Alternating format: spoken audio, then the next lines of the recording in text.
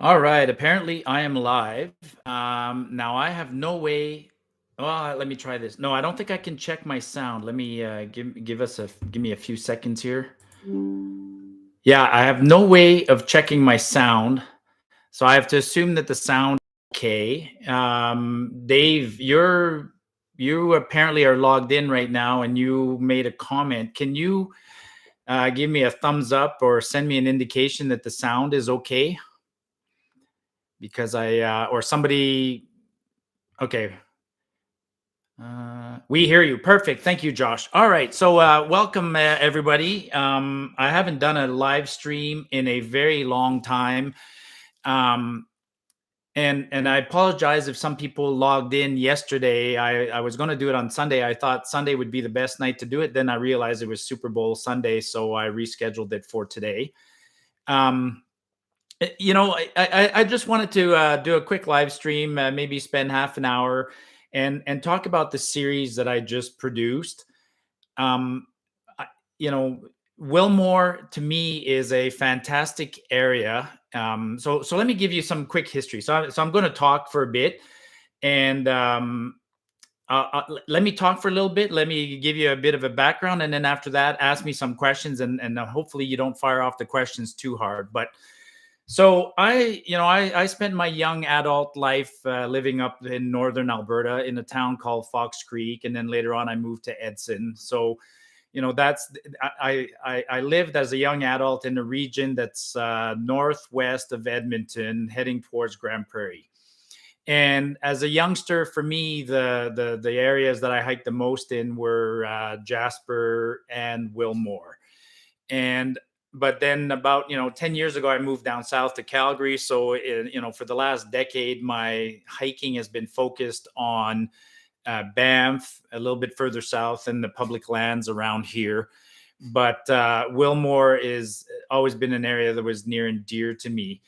And early in the summer of 2022, Jeff and JT and others, we started talking about, we've been hiking together as a group, and we all wanted to challenge each other to do longer hikes. And so I suggested doing a hike in Wilmore, and so I organized the hike in Wilmore. Now, Wilmore is a very difficult area to penetrate. And I see some names on here. I see Trevor. Trevor and his brother were in Wilmore. In fact, they were almost at the same time as us. But so the Wilmore area is a large. It's called the wilderness area. It's sort of a special category. It's not quite a provincial park, and it's not quite Crown land. It's something in between the two.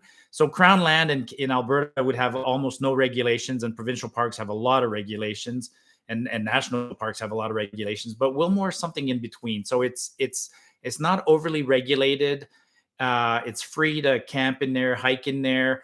Basically, the only regulations when it comes to Wilmore is there's no motorized vehicles, and not summer, not winter, and so it's a big giant. It's about 4,000 square kilometers, and it was set aside in the late 50s. So, and for a very specific reason. So, Wilmore is just a little bit east of the Rockies. It's not quite in the hard, high Rockies, it's more in the foothills. But it's an area that immediately attracted attention in the 1950s when oil and gas exploration was becoming a popular thing.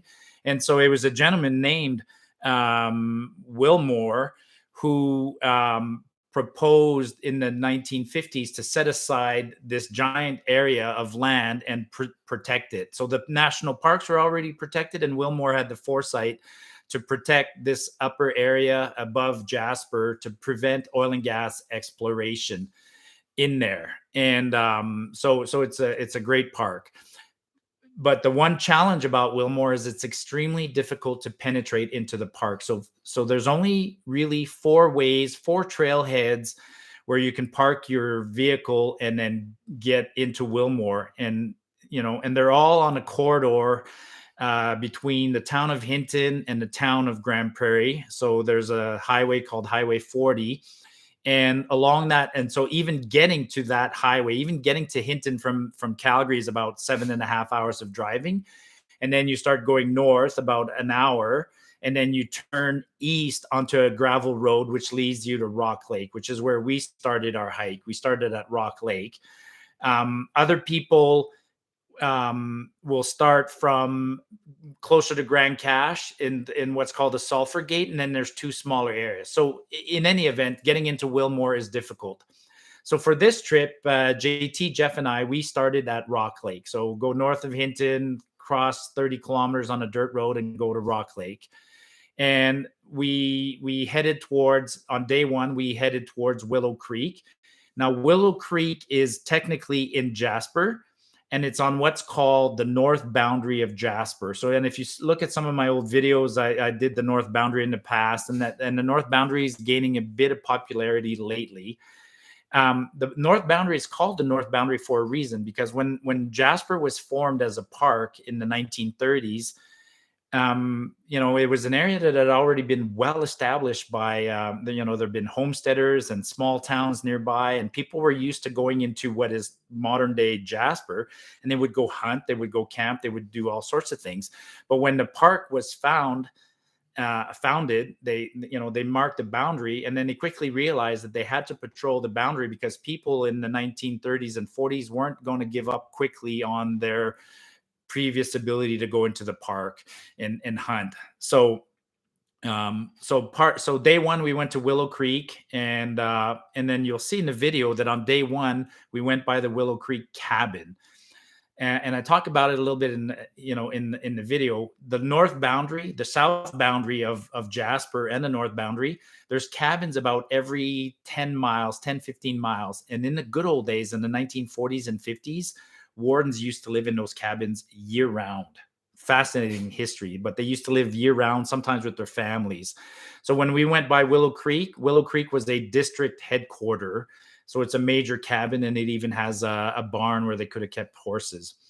And then from there, we followed the north boundary, but then we headed, rather than go all the way to a place called Blue Creek, we started heading up and following the Blue Creek Valley and heading to the headwaters of the Blue Creek Valley. And we could have gone to Blue Creek and followed the river proper, but I wanted to show to Jeff and JT this wonderful pass called McLaren. So on day two from Willow Creek, we started going up, and we went up to a place called Little Heaven. And I warned him on our way up there, that it's going to be short on water, and it's not called Little Heaven because it's heaven for the humans. It's called Little Heaven because it was heaven for the horses. Beautiful giant meadows. So we went to Little Heaven, which is an extremely primitive campground. And then after that, we headed over McLaren Pass. And I was quite surprised that McLaren Pass was in such a good shape, because it's more or less a decommissioned, seldom used pass. Because rather than go over McLaren into the Blue Creek Valley, you can just follow the Snake Indian River to its confluence with Blue Creek, and then just follow Blue Creek. So that way you don't gain a lot of elevation, and you get there in almost the same time. But we chose the harder, more scenic way to get into the Blue Creek Valley.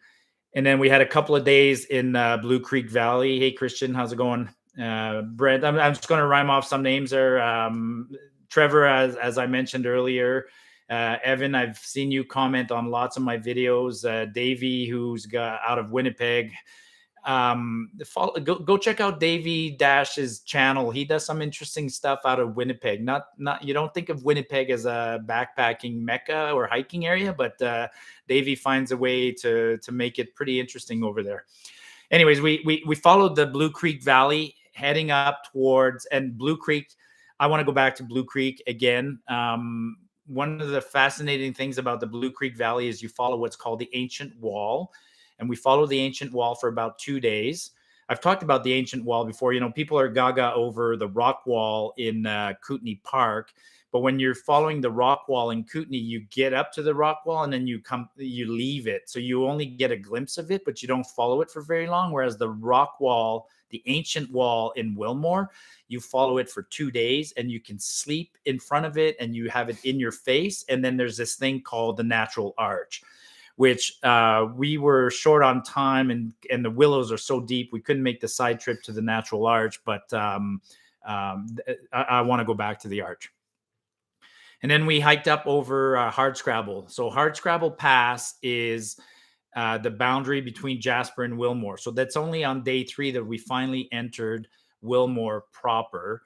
And in the video on the Hardscrabble Pass, I call it the otherworldly Hardscrabble Pass. I mean, it was straight up and then this weird side hill, and then you go around this shoulder, and the way we went, it's all grassy and tall grasses and flowers, and you kind of wonder why it gets the name Hardscrabble, but then you crest it, and then the other side is a scrabble. It is rock. It's rocky. It's so different, and I wish I could have spent a day there.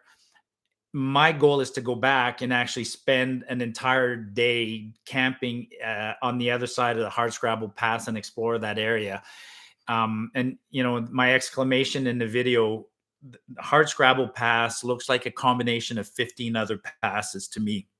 It has the depth of pipestone. It has the jagged peaks that look like molar. It has it looks like it's just a very hard area to describe, and it's a long pass, so you can spend a couple of hours in there. And then after that we hooked up with the hey Mike Nash. One can also access Wilmore from the head of the Holmes River in BC via the Blueberry Trail, thence over Jack Pine Pass. For you British Columbians, Mike, yeah, that's a fantastic way to get into it. And the other thing that and Mike, I'd maybe give a thumbs up, but is that sort of a way that the people? So another thing that about Wilmore is people touch on Wilmore. So you'll hear a lot about the Great Divide Trail these days. People are doing the Great Divide Trail. The Great Divide Trail is a connection of trails that was proposed in the 1970s and has become in the last decade a reality. All these other trails have been connected together into this long thing called the Great Divide. The Great Divide starts at the Alberta-Montana border, starts in Glacier at Waterton Park, follows the Continental Divide through sections of Banff, through sections of Kootenay, and in Jasper, and then it hits and it skirts the Wilmore Wilderness, the very eastern or western edge of Wilmore Wilderness, and comes out at Kakwa. And people like Dan Durston, I don't know if you guys know Dan, but people like Dan have been pushing to go further north from Kakwa to make the Great Divide Trail a real divide. So yes, Mike is correct. There are other ways to come into Wilmore, but it is still a hard area to penetrate. Anyway, so we went over Hardscrabble. We came down Sulphur, followed the West Sulphur, looped around a little bit to Brewster's Wall. You'll see in the video, we were too tired at the end of Brewster's Wall, so we stayed at the first lake at Brewster's Wall. And in hindsight, I really regret not finding the energy to go above, because there's a second tarn above the wall, or above the first lake, and that would have been absolutely spectacular. And then we came out, and this is about day 7, and I was dreading day 7 because I'd seen some intelligence report that talked about following the Sulphur Creek, and we knew we were going to have to ford it about 30 times. So I was hoping that it would be a nice sunny day, and it turned out it was. So we followed the river up to Glacier Pass. And again, Glacier Pass, I run out of adjectives to describe these passes, but Glacier Pass was absolutely spectacular. And that's another area that I want to go back to, because so much time, and we'll talk about this for a second, but Glacier Pass, near the base of Glacier Pass, there's an old quarry that was used for 1,000 years by First Nations in this part of the world.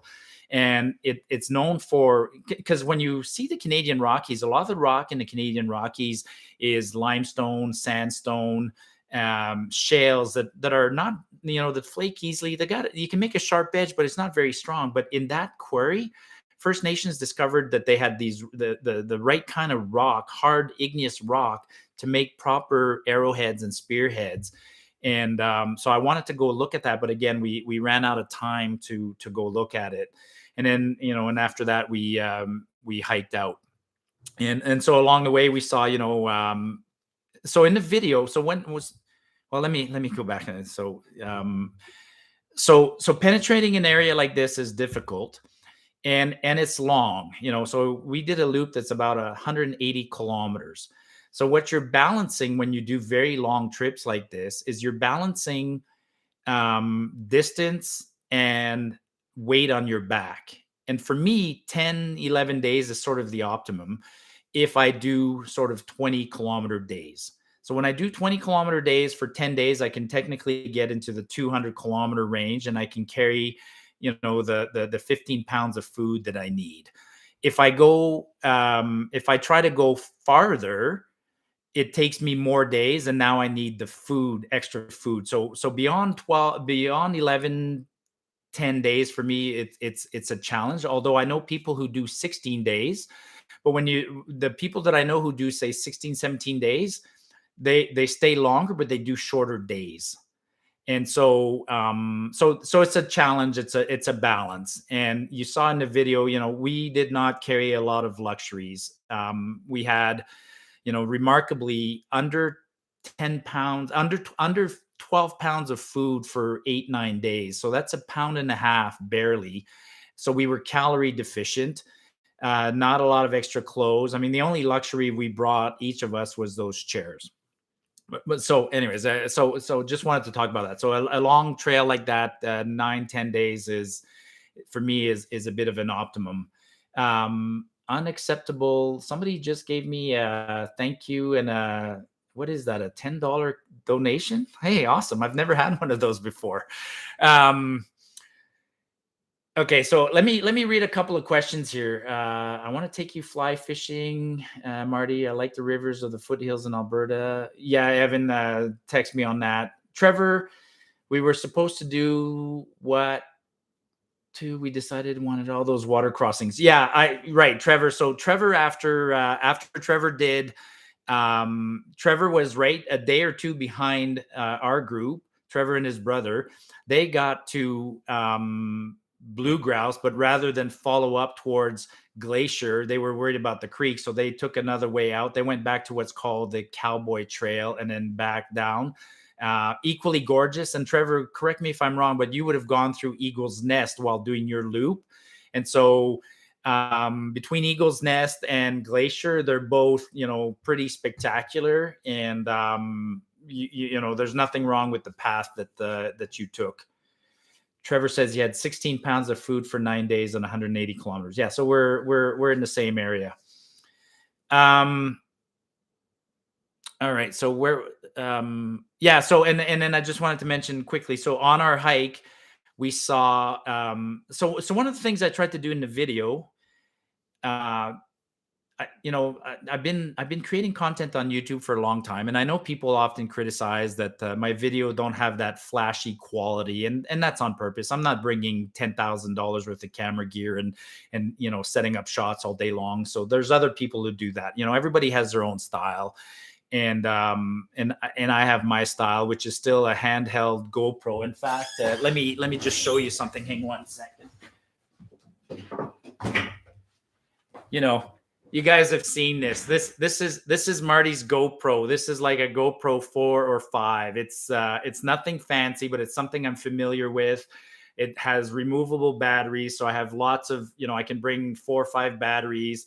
And for me, it's about capturing sort of the experience, warts and everything. You got some days where the camera lens is foggy, some you hear some noises and whatnot. But quite honestly, videotaping is part of the experience for me, and I enjoy doing it. But more importantly for me is still being in the moment. But I still try to make each day of this hike, each video. So I decided to purposely make a video that had 8 or 9 episodes, and I tried to make each episode different because every day of that hike was actually different. We had days where we were thirsty. We had days where we were hot. We had days where we were cold. We had days where we were tired, and each day had a different feel. And so I tried to do each video ever so slightly different to kind of try and reflect the fact that each day was different. And then I also was the first time I ever did the idea of doing some some commentary after the hike, the interviews of myself and Jeff. I wish I could have interviewed JT. JT lives far from us, and I think maybe some of you have realized over time JT's a little bit shy in front of the camera for his own reasons. So he's not a camera hog like I am. But I'm always trying to do something different. So I hope you folks appreciate what I tried to do. So I'm going to read a couple of questions. It's been, I've been talking. It's 20 minutes, man. It goes by fast. I want to give another 10, 15, maybe a little bit longer, but I want to try and read some of the questions. So Marty, you describe Hardscrabble Pass and Glacier Pass each as the best places you'd ever been. To which was your preference, or is that an unfair question? No, it's a great question, Mike. And we disagree on this one. Jeff, I think Jeff said that he prefers Glacier. I prefer Hardscrabble. Although if you do them on a scale of work to reward ratio, then Hardscrabble will win Glacier will win because it's a little easier to get to. And so that would be the distinguisher. But on the video, when I'm talking and I'm getting emotional and I talk about Hardscrabble, I'm at a loss to think of a pass that's more spectacular for me than Hardscrabble. The only other one that comes second is when you're at the top of. I love Pipestone, and it's a relative new area for me. I discovered Pipestone about 3 years ago. And the Pipestone Pass, where the Pipestone River and the Siffler River both crest, that's still my number one. Christian reminds me of JT packing the beers. Yeah, so we that was an absolute. I want to talk about that. It was JT's birthday, and it was weird. It was really weird. So he had beers on the first day, but he had beers midway through. And I remember, we went to look at the Caribou Cabin.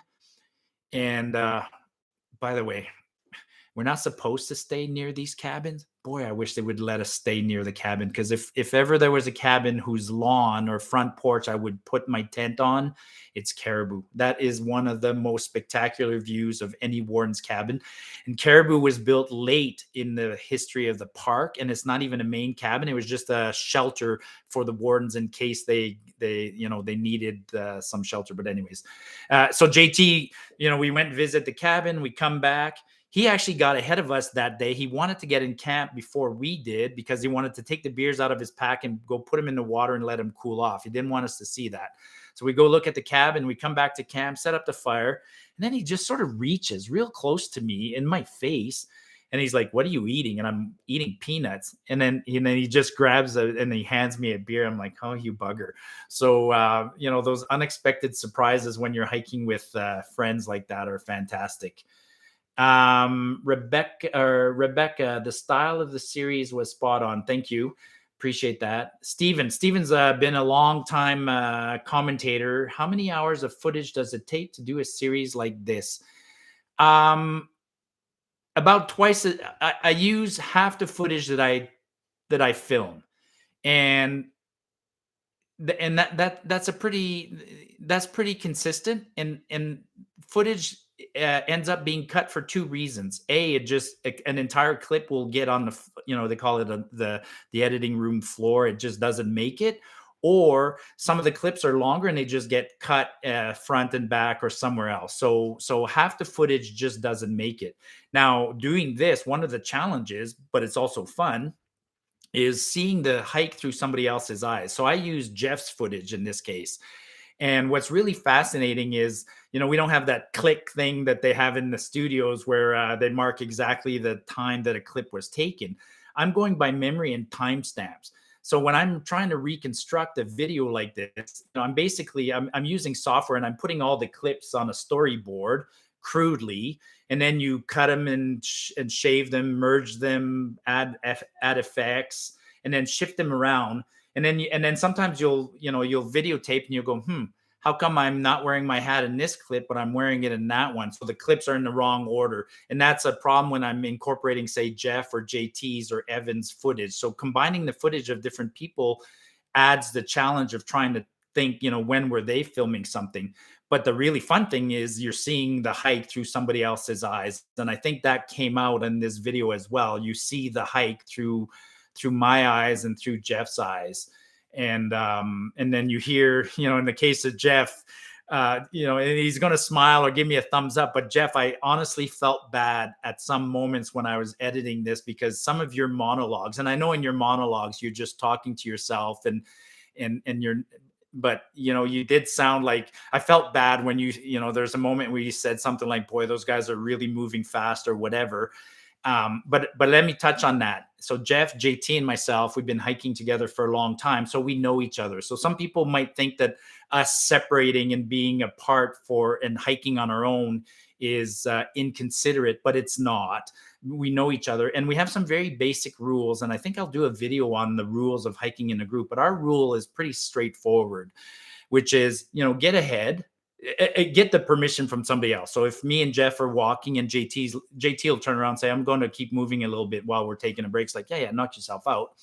But once in a while, look over your shoulder. And if you really don't see us anymore, or you don't hear us, or we're not coming up, then wait for a few minutes. And if after a few minutes we really haven't caught up, then start walking back. And it's as simple as that. And we had one moment on the trail. It wasn't shown well in the video, but on day 2, when we're going up to Little Heaven, me and Jeff were really, dragging our feet that day, and JT just had energy and he went ahead, but then he lost the trail. So he came back looking for us, and then we regrouped. Now, when I saw him coming back, I was actually going like, oh God, I hope he's coming back with water, but he came back because he couldn't find the trail, but it's all good. Christian, was there any time during the trip where you questioned if the trip had to be modified? Good question. So there's 2 moments that come into the trip. There's what I call the point of no return in any trip, especially this kind of trip. So if you're going to modify at hard scrabble, do you keep going forward or do you go back? So once you get to that halfway point, that's when you got to check on everyone. But other than that, the only time we thought of slightly modifying the trip was similar to Trevor there. We thought of maybe not going up to Glacier. I think Jeff's foot was hurting a little bit, and we were kind of worried about the creek. So we thought of doing the same thing that Trevor did and sneaking by, taking a sort of a direct shortcut to the Cowboy Trail. So that's the time. Back to backpack. Does it seem like there are less animals than years ago? I know you make noise to avoid these encounters, but the valleys are large and wide. Do you see more animals than we see bears high on slopes? Great question. The answer is yes. There's way less animals than there was decades ago. I've been hiking, and if Mike could make a comment on that, or others, please throw in a comment. But actually, so I've been hiking for 35 years. So just of my own experience, I can tell you that perhaps because I hiked alone so often, I did see more animals in the past, but we don't even see deer anymore. We don't see moose. Bears are gone. So there's a lot less animals, including when I'm alone. So that's one thing. But the other evidence of that is when you go visit these cabins, there are logbooks at the cabins, and in some cabins, the logbooks date back to the 1960s and 70s. They're books that are outside, and you can open the book, and man, like guys traveling in the good old days, 60s, 70s, would just see animals all the time. So yeah, a lot less animals. Okay. Is the Wilmore mainly accessible from? Yeah, we talked about that, Christian. It's the 2 number 1 spots for access are Rock Lake and Sulphur Gate. Brent McDonald, à la pêche access is great too. That must be just a bit north of the Berlin access. Okay, I'm going to scroll up and see if there's a few other questions here.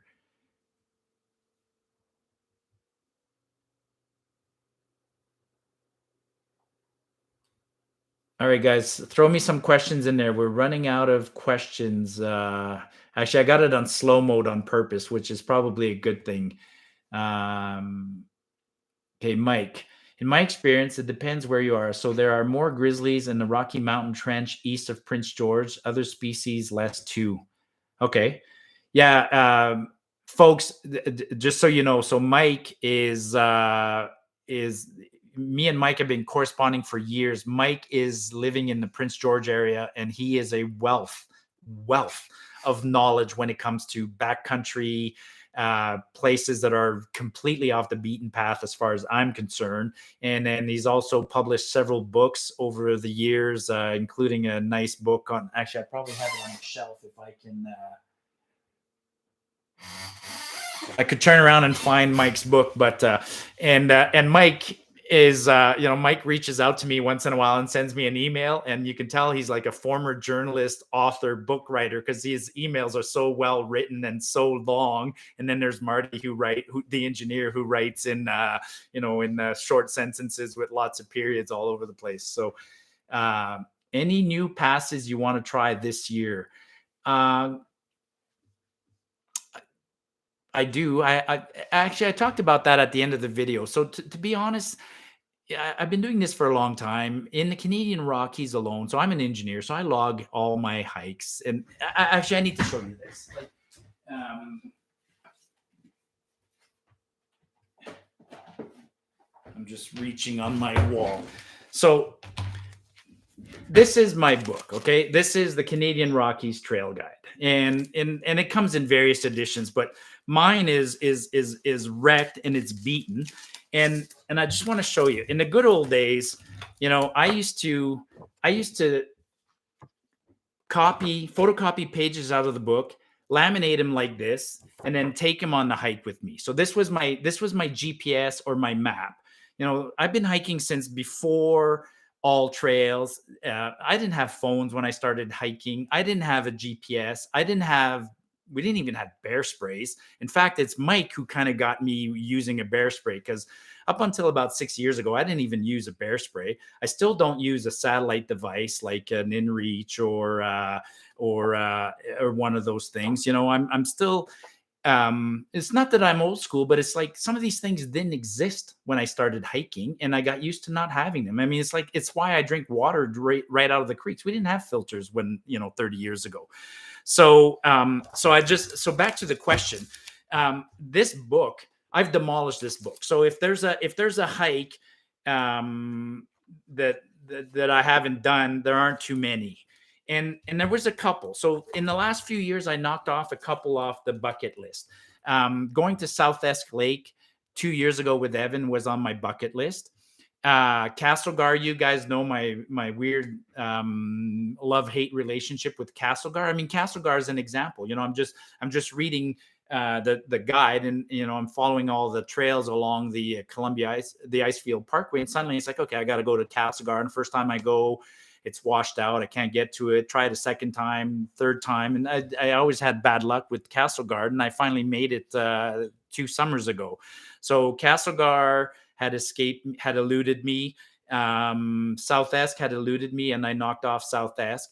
And then in the last few years, I've been playing in the Front Range of the Rockies, so the Panther Range and Yahatinda and places like that. And I do have a couple of places in that neck of the woods that I want to go, and I'll leave it at that. But generally speaking, my bucket list is been checked off pretty good. And then I reached out. So here's Mike's book. I don't know if it's backwards or how it's showing on, but this is Mike's fantastic book. Let me read a couple more questions. You're the only one that did not have their feet compromised. What's the secret? My wife gets mad at that because she comes with me, and her feet are just brutally, hurt. There is a secret to the feet, and the secret is this: you got to find a pair of boots that works for you, or a pair of shoes. That's all I can say. And so I've experimented for a long time. And for me, my secret is a narrow, tight boot. I wear a boot that's slightly too small for me.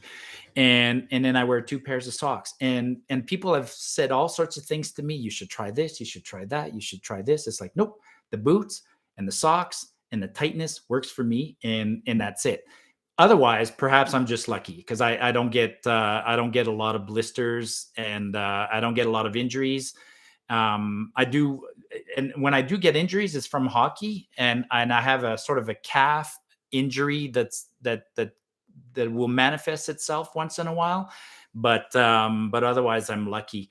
And actually, speaking of hockey, that was interesting. When Jeff said that his feet were hurting, he said it felt like he had gotten a stick slashed across the top of the foot. So, but yeah, boots in particular. And actually, Mike has spoken a lot on the topic of boots, because Mike and I are of the same opinion on one thing, which is be very careful when you listen to people give advice.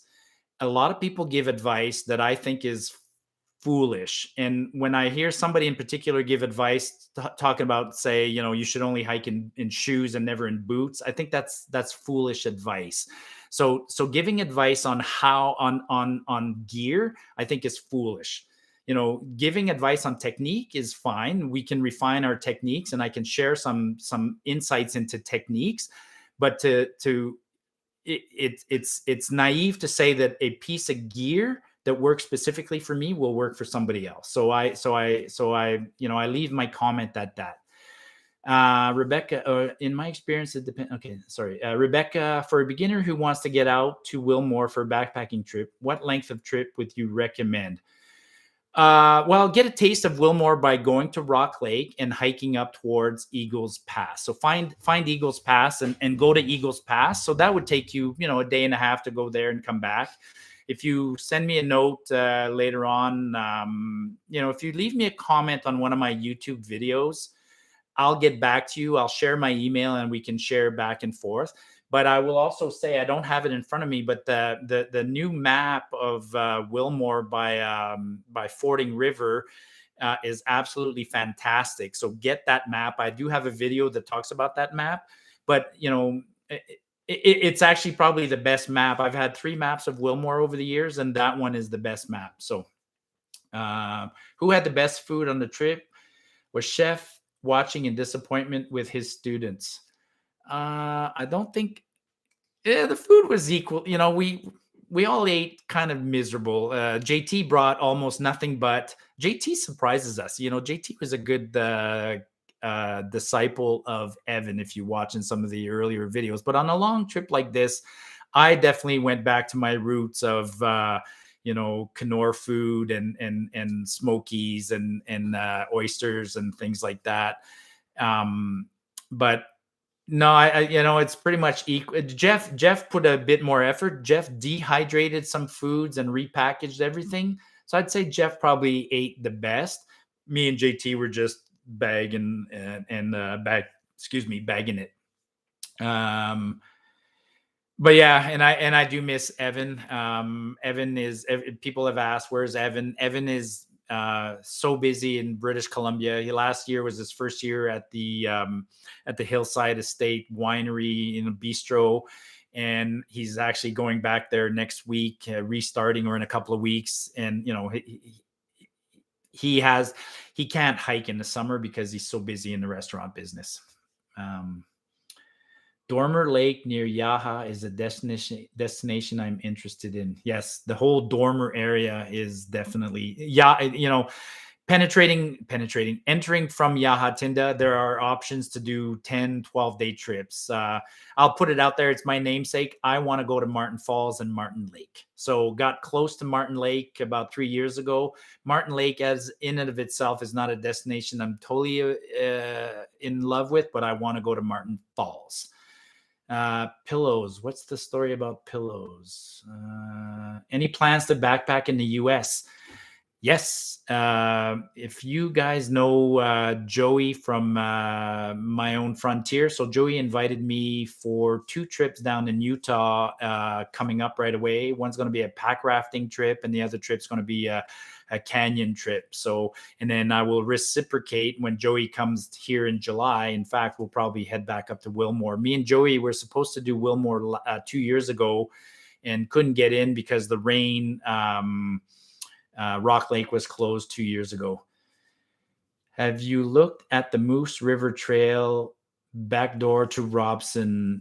No, I know Moose River and Colonel Pass. I think guys are using that as a way in. It's part of the GDT, so it's been upgraded, it's been taken care of, but I haven't been up there in a long time. That's a shame. That's a whole topic in and of itself. I don't know if Mike's still on or if anybody else is still on, but I don't know if Berg Lake will even reopen this year again. So that's going to be 2 years in a row with Berg Lake being closed. All right. Anybody else? Great questions. Let me scroll back up. Okay. Well, listen, folks, it's 40 minutes. It's fantastic. I appreciate everybody coming in. I just wanted to talk a little bit and share my thoughts. And let me close on this. So, in the last few years, I've been my whole thing about hiking for years is to get people introduced to this sport. I want people to discover the sport. I absolutely love this sport. And I also want people to kind of get off the beaten path. And that doesn't necessarily mean go completely remote, but it means, I still always encourage people get off the main trail. So yes, go see the skyline, go see the rock wall, but don't go back there over and over and over. And in the last few years, the whole reservation system became a mess, and then people couldn't go there where they wanted to, and cross your fingers because they're changing the whole reservation system in Parks Canada this year, but it might still be a mess. But so what I've been doing is I've been encouraging people to spread out. And so Wilmore is one of those areas where I encourage people to spread out.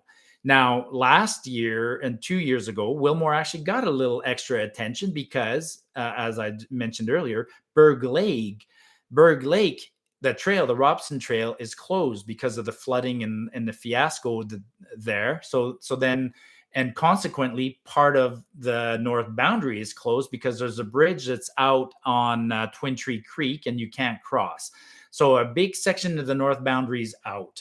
And so you can't do the big loop. So people have been penetrating into the north boundary, going to Blue Creek, going to Wellborn, going as far as Snake Indian Pass, and then backtracking and then heading into the northern Blue Creek and into Wilmore. So keep that in mind. So go, if don't limit yourself to the big national parks and the popular trails, just get out there. Don't be shy. Send me notes directly. Try to connect to me either by commenting on my videos or by sending me emails, and try to get out to the different areas. And in the one video, I think it was the last one. So on the last day of Wilmore, I talked about, and I made sort of a clickbait title where I said 99% of you won't hike in Wilmore. And I mentioned a couple of things. I said, people won't go in areas like that because there's no infrastructure like bridges. The trail is not very well marked. It's overgrown. The scenery is not spectacular in your face like the rock wall or let's say the skyline. It's what I would call definitely a higher work to reward ratio to get the views in the Wilmore and other areas. It's remote. You're not likely to encounter other people. So it's got a few things that'll scare people, but try to overcome that. Go in there with groups, go in, go out. But, I encourage everybody to try and get out of the main areas and go into these less popular areas. But please do me a favor. I think we still need places like Wilmore without the infrastructure, without the bear lockers, without the picnic tables. So, that's my new message lately. I've been trying to get people off the beaten path, but in a sense, I'm kind of regretting people going off the beaten path because I'm maybe popularizing some areas, which would be okay. But when I popularize areas and then people are trying to change those areas, you hear me talk in the videos. I don't want the back country to look like the front country. So, please keep that in mind. These back areas, I like them like that. I like the pit latrines. I like no food hangs, no bear lockers, no picnic tables, no things like that. So, just a thought. Thanks, Marty. You're looking good. Keep living. Yes, thank you. Mike, great live stream, Marty. Thank you, Mike. Trevor, Berg Lake Trail is closed for the next 3 years. Wow. Okay. Yeah, that's going to be upsetting for a lot of people. I have a lot of opinions on that. It's too bad that yeah, okay. All right, folks. Hey, appreciate everybody coming in this evening. Hope you're all having. I'll leave you with one closing thing. There is I'm going to do a couple of hikes. I didn't do a contest hike this year. Lots of things got in the way with me. I'm semi-retired. I'm not supposed to be working. I'm supposed to be hiking, but I took on a small contract. Somebody approached me and needed some help with a project, so I accepted a project. So I've been busy with work, but I'm trying to. I told them no matter what, Marty doesn't work past May. So so the contest hike this year, the planning and everything else, it didn't happen. But I'll substitute instead of the contest hike. I'm going to do. I've always promised to do sort of a group hike and do a general invitation and have people come.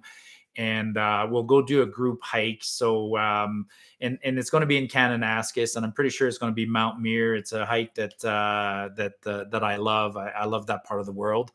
And then the other thing I might do in March and in mid-March is I'm going to do a sort of a end of winter hike, and I'll invite people. Same thing. Give an opportunity for people who perhaps have never hiked in winter to come with a group of experienced people and try your hand at hiking in the winter. Okay, folks, thumbs up for everybody. Hey, thanks so much. And Marty saying, don't be shy. If you ever see me on the trail, say hi. If you see me in the parking lot, say hi and get off the beaten path. And we'll talk to you soon. Cheers, folks.